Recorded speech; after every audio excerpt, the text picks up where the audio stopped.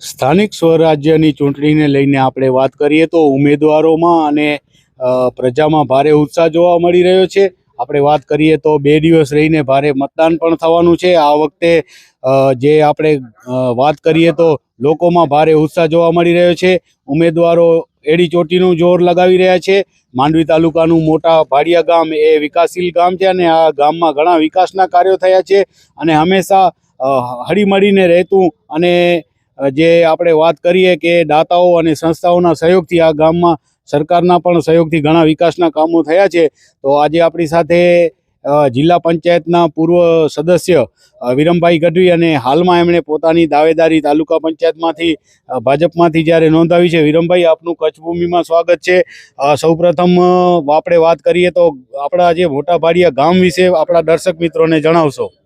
હાજી, પહેલો જ તમે વાત કરી કે લોકહિતના કામ અને ભાગીદારીની કામ વાત કરી એટલે હું વાત કરું છું કે જળ સિંચાઈના કાર્ય હોય ત્યારે અમારા દાતાઓ, જ્યારે પાલુભાઈ હોય વજનાનંદી, પ્રભુભાઈ ઘેલુઆ હોય કે વાલજીભાઈ બનાયત હોય, અને આખો ગામ મળીને જળ સિંચાઈના અનેક કાર્યો કર્યા છે. જ્યારે અમારા ગામની વાત કરીએ, હરિહર સરોવર છે, એવા અનેક 8 જગ્યાએ ઊંડા તળાવો કરવામાં આવ્યા. એટલો જ નહીં કે રિચાર્જિંગ બોર એક ગામની અંદર મારી જિલ્લા પંચાયતની ગ્રાન્ટમાંથી 8-9 જગ્યાએ રિચાર્જિંગ બોર કર્યા. હમણાં જ તાજેતરની અંદર તમે 2 મહિના પહેલાં જે સાંભળ્યો હશે કે એક મોટી જાહેરાત આવી કે મોટા ભાડિયાને હરિયાળો બનાવવા માટે એક હરિહર સરોવરથી આગળ એક બંધારણો બની રહ્યો છે. એના 2,62,00,000 રૂપિયા મંજૂર થયા. એવા તો અનેક ઘણા કાર્યો છે કે લોક ભાગીદારીથી કામ થયા છે. ગૌશાળાનો વિકાસ જોઈએ તો અમારી ટીમ દ્વારા 40 લાખ રૂપિયા અને દાતાઓ દ્વારા લગભગ 1.25 કરોડ રૂપિયા હશે. એટલી ગૌશાળા મોટી અને આ એરિયામાં વખાણતી ગૌશાળા અમારા ગામની અંદર બની છે. એટલો જ નહીં, ગૌશાળાની અંદર જે સબસિડી હોય કે દર 3 મહિને અમારા વાત કરીએ તો અમારી ટીમ એડવોકેટ ભાઈ શ્રી વેદાંતભાઈ અને અમારી ટીમ દ્વારા એક પ્રયાસ કરવામાં આવ્યો કે કાયમિક ધોરણે કે સબસિડી અમારા ગામની અંદર ચાલુ થઈ જાય. એ પણ લગભગ 4 થી 5 વર્ષ થયા. દર 3 મહિને 15 થી 16 લાખ રૂપિયા આવી રહ્યા છે. એવા તો અનેક કાર્યો કર્યા છે કે લોકહિતના. તો મિત્રો, સ્થાનિક સ્વરાજ્યની જ્યારે ચૂંટણી છે, આ થઈ ગામના જે કાર્યો જે થતા હોય છે આ ગામમાં, એની વાત હવે આપણે જાણીએ. અત્યારે વિરમભાઈ, શું માહોલ જોવા મળી રહ્યો છે? ગત ટર્મમાં આપની જિલ્લા પંચાયતમાં જે ચૂંટણીમાં આપનો વિજય થયો, તો આ વખતે કયા પરિબળો છે? આપનો શું વિજય થશે? શું લાગે છે આપને આ વખતે? જુઓ, તમે કાલે જ જોયો હશે કે કાલે કાર્યાલયનો ઓપનિંગ હતો. લોકોનો પ્રેમ જોઈ અને મને એવો લાગી રહ્યો છે કે જ્યારે જિલ્લા પંચાયતમાં હું લડતો હતો ત્યારે મને એક ઐતિહાસિક લીડ મળી હતી કે 4,440ની લીડ હતી આખી જિલ્લા પંચાયતમાં.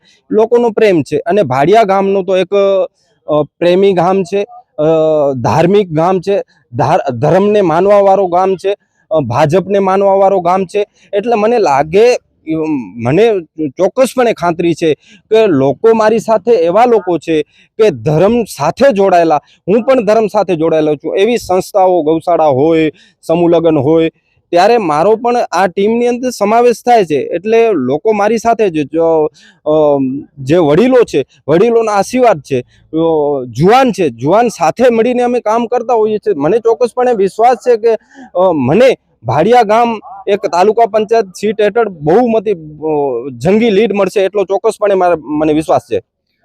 વિરમભાઈ, આપણે વાત કરીએ તો હાલમાં જ્યારે સ્થાનિક સ્વરાજ્યની ચૂંટણી પણ છે, હાલમાં હું વાત કરું તો ગામમાં એવા વિકટ પ્રશ્નો પણ છે.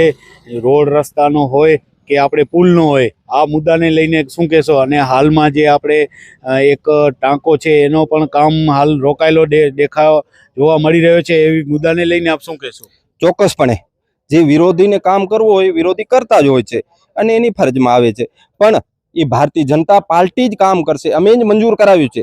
ટાંકાની તમે વાત કરી, 40 લાખ રૂપિયા મારી ગ્રાન્ટ છે, બધાને ખ્યાલ છે. પણ કારણ એવા છે કે ટાંકો બનતા કંત્રાટીમાં ધમ ન હતો, એના કારણે કામ ઢીલે પડ્યો. અમે કામ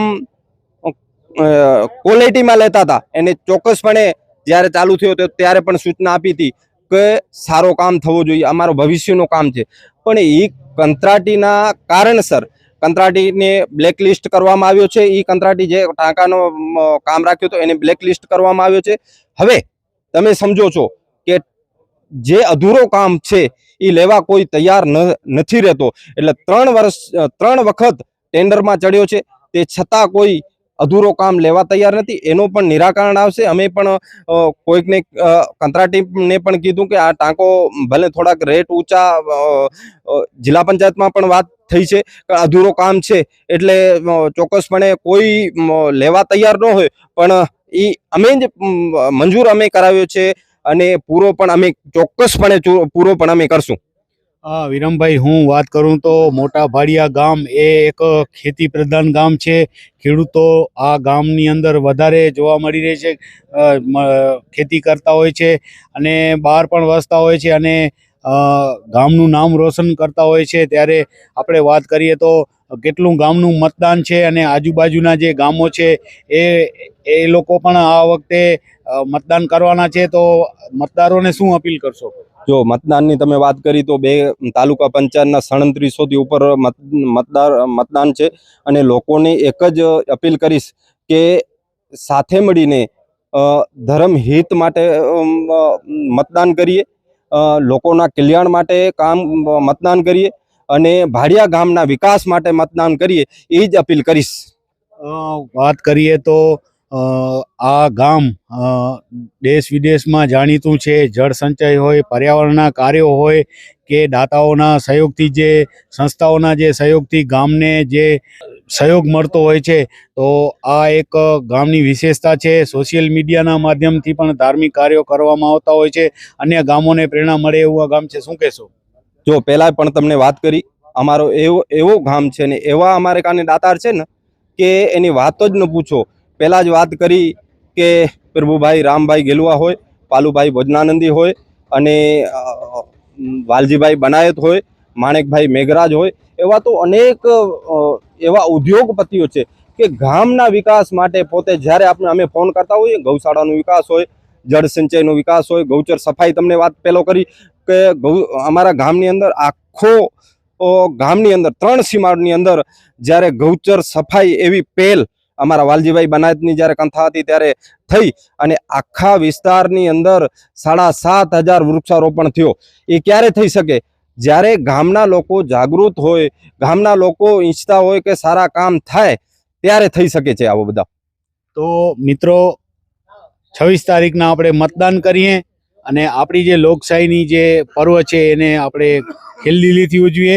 અને મોટા ભાડિયા ગામ હંમેશા ચર્ચામાં રહેતું હોય છે. આ ગામની અંદર ઘણા વિકાસના કામો થયા છે અને ગામ હરિયાળું છે અને અન્ય ગામોને પ્રેરણા આપે એવું આ ગામ છે. લોકશાહીનું પર્વ જ્યારે નજીકમાં હોય છે ત્યારે આ ગામ ઉપર દરેકની નજર રહેતી હોય છે.